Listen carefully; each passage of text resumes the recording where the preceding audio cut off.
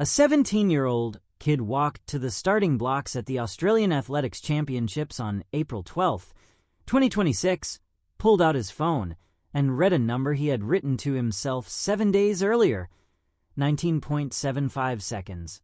Then he ran 19.67, and in that single blinding moment, the sprinting world lost its grip on everything it thought it knew about teenage athletes. His name is Gout Gout, and if you have never heard of him before today, you are about to understand why every serious athletics analyst, every coach on the planet, and the greatest sprinter who ever lived are all watching this teenager from Queensland, Australia, with a mixture of awe, disbelief, and barely concealed excitement. To understand what Gout Gout has done, you first need to understand just how impossible the numbers are. Usain Bolt, 9-time Olympic gold medalist, holder of the 100m and 200-meter world records, a man who rewrote the physical boundaries of what human beings can do in a sprint, ran his best teenage 200 meters in 19.93 seconds. That was in 2004, when Bolt was 17. He never ran faster as a teenager. The athletics world treated that time as a kind of ceiling, a benchmark so elite that to match it as a young person bordered on the mythological. Gout Gout just ran 19.67. He beat Bolt's best teenage time by 26/100ths of a second, and he did it at 18 years old, competing against grown men in the Senior Australian Athletics Championships. Let that sit for a moment, because the story of how he arrived at that starting line is as extraordinary as the time on the clock. Gout Gout was born on December 29, 2007, in Ipswich, Queensland, Australia. His parents, Bona and Monica, had escaped the civil war in South Sudan, fleeing first to Egypt before eventually reaching Australia in 2005, just 2 years before their son came into the world. He grew up as one of 7 children in a household 40 kilometers outside of Brisbane. There was no track culture in his upbringing, no family legacy in athletics, no private coaches or training academies waiting to shape him. He was a soccer kid, fast on the pitch, naturally, but pointed toward an entirely different life. Everything changed in 2020 during his first year at Ipswich Grammar School. There was a sports carnival, the kind of low-stakes school event that rarely produces anything worth remembering. Gout had never worn spikes. He had never trained for sprinting.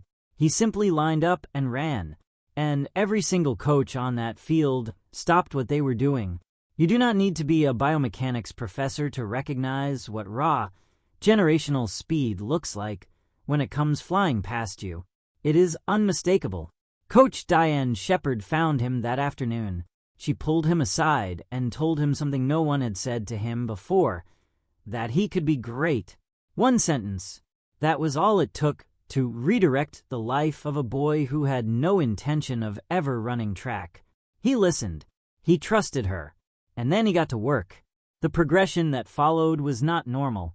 By age 14, Gout was running 10.57 seconds in the 100 meters and 21.14 in the 200 meters. Both were Australian under 16 records. These were not impressive for a kid times. These were historically significant performances that forced athletics associations to re-examine their record books. At 16, he ran 20.04 seconds in the 200 meters, breaking a record that had been set by Australian sprinting legend Peter Norman at the 1968 Mexico City Olympics, a mark that had survived 56 years of competitors trying to surpass it. Usain Bolt himself saw the footage. He went on Instagram and wrote 4 words. "Gout looks like young me." When the greatest sprinter in history draws a comparison between himself and a 16-year-old, the athletics world pays attention. Adidas moved quickly.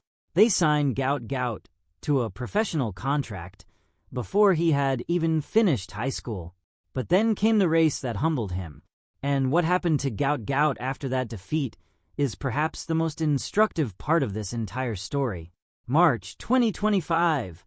Melbourne's Lakeside Stadium. 10,000 tickets sold out, the first sellout at a one-day Australian athletics meet since 2001.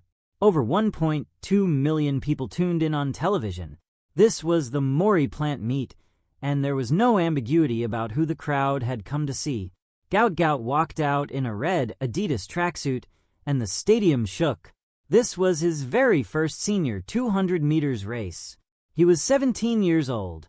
Standing in the same race was Lachlan Kennedy, 4 years older, born and raised in Queensland just like Gout, and carrying far more senior experience.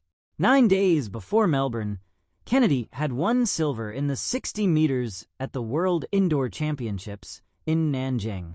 His personal best in the 200 meters was 21.19 seconds. Nobody gave him much of a chance against the prodigy. Kennedy had other ideas. He exploded out of the blocks, built a commanding lead through the bend, and refused to surrender it. He crossed the line in 20.26 seconds, nearly a full second faster than his own personal best, recording the 5th fastest 200 meters in Australian history.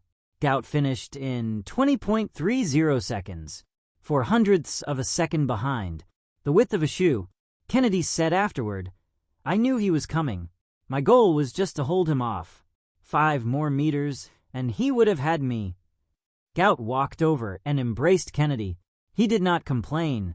He told reporters it was what you live for: the environment, the hype, the pressure, the people, the sport. But something deeper had shifted inside him. Anyone who watched him closely that night could see it.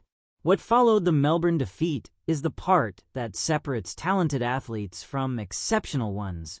Gout Gout did not overhaul his training program in a panic.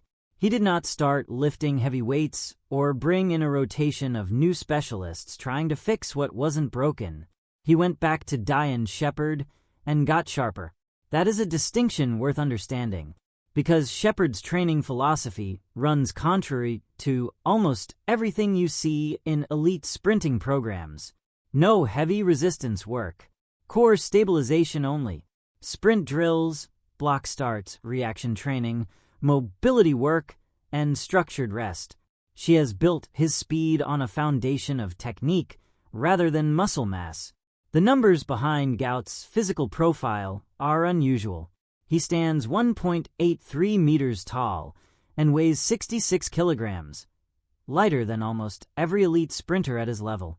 His stride length measures 2.62 meters per step. That is longer than Bolt's stride length at his absolute peak.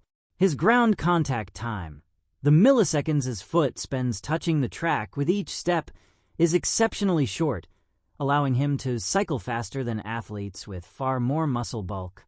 Biomechanists who have studied his race footage report that his neuromuscular coordination looks like that of a 25-year-old professional, not a teenager still finishing high school. His Achilles tendon's ability to store and release elastic energy has been described by analysts as potentially the most efficient they have measured in an athlete of his age.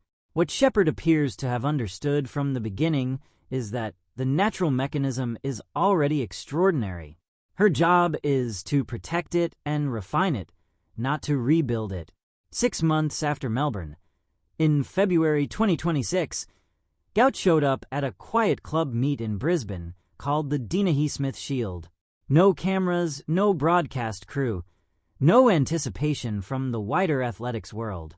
On a Saturday morning, with almost no fanfare, he ran 10.00 seconds flat in the 100 meters. That tied the fastest legal 100 meters ever run by an Australian man on home soil, and he did it weeks before